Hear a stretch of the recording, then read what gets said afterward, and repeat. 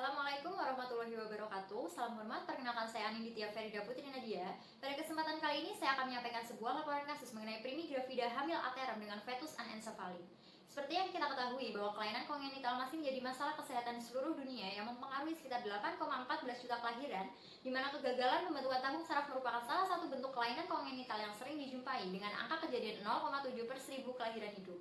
Anencefali merupakan kegagalan dalam pembentukan tabung saraf pada masa-masa awal kehamilan, yaitu 24 hingga 26 hari pasca pembuahan, di mana hal ini juga dipengaruhi oleh berbagai faktor, termasuk faktor genetik, nutrisi, lingkungan, dan juga kondisi kesehatan maternal. Anencefali ini bersifat letal, di mana janin yang dapat lahir hidup biasanya hanya dapat bertahan dalam beberapa jam.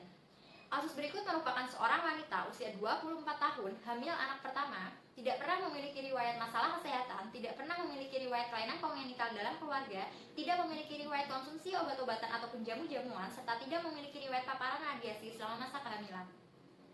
Pada masa awal kehamilan, pasien belum pernah memeriksakan kandungannya ke dokter ataupun ke bidan, dan pasien juga tidak mengkonsumsi suplementasi tambahan untuk ibu hamil. Namun, saat usia kehamilan memasuki 11 minggu, pasien mulai melakukan pemeriksaan antenatal care yang pertama ke bidan, dan sejak saat itu pasien mulai rutin mengkonsumsi vitamin seperti asam folat, vitamin B kompleks, kalsium, ataupun zat besi. Selama pemeriksaan antenatal care, pasien tidak pernah memiliki keluhan dan kondisi umum dalam keadaan baik, sehingga pasien memutuskan untuk tidak melakukan USG saat itu. Pada usia kehamilan sudah memasuki trimester 3, yaitu usia kehamilan 34 plus 3 minggu, pasien melakukan pemeriksaan ultrasonografi untuk pertama kalinya dengan dokter spesialis kandungan. Dan hasil USG menunjukkan bahwa janin yang dikandung pasien dalam keadaan hidup namun memiliki keterbatasan, di mana otak dan tempurung kepala janin tidak berkembang secara sempurna, sehingga oleh dokter pasien didiagnosis mengalami hamil dengan janin anencefali.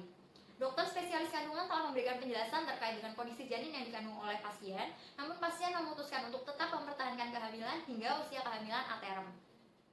Untuk penentuan terminasi kehamilan janin anencefali dikembalikan kepada individu masing-masing sesuai dengan legalitas hukum yang berlaku di daerahnya. Karena hingga saat ini belum ada rekomendasi ataupun laporan terkait dengan efek samping pemilihan waktu terminasi kehamilan janin anencefali.